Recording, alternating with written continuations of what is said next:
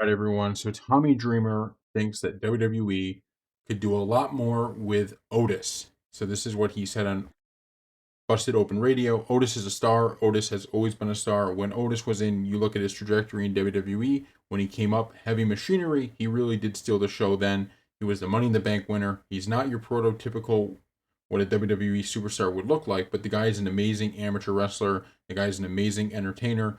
He's so charismatic. He has that it factor. He is somebody I feel that the WWE doesn't utilize enough in the sense of, man, I have a baby face who could just explode. That if we got behind me, could be an even bigger star. So, and then we're reading here from Wrestling Inc. Dreamer believes that Otis as a heel worked, but it wasn't the best of what he could truly offer. He thinks that if WWE, not WWE, he thinks that if the Wyatts were heels, them targeting Otis would generate a lot of sympathy for the former Alpha Academy member. A few things here. The first is, I definitely think Otis is a star, but this goes back to what we've talked about. The WWE has so much talent right now. Okay, the WWE has so much talent right now that I truly think it's tough for them to get all of these guys actual opportunities. I mean, you just have so many superstars who you go, that guy could really do something, and you just don't have the spots to really utilize them, right? You don't have the feud to take them to the next level.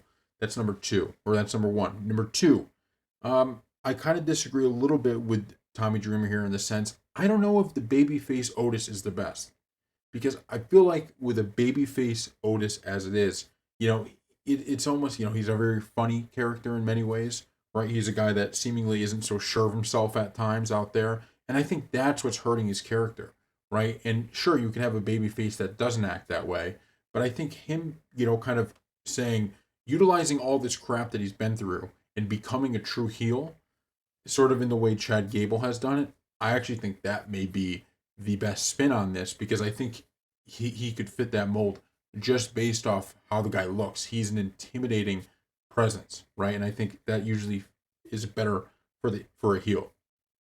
And for number three, I'm sure WWE at one point will do this, right? I'm sure at some point WWE will find a way to get him kind of in a good position and find a good rivalry for him.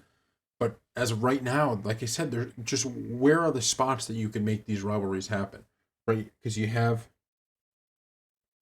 there's just so much talent that needs to fit places, and I do think because he's talking about obviously with the Wyatts, and sure, certainly that could be the case. But look, feuding with Chad Gable could be a big deal because that kind of hatred between the two, especially Chad Gable towards Otis, that could be something. So we'll see what ends up happening here. But I definitely agree with Tommy in this.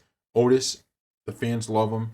He could be a star if WWE can find the right path for him to go down. So thank you all for watching, and we'll see you next time.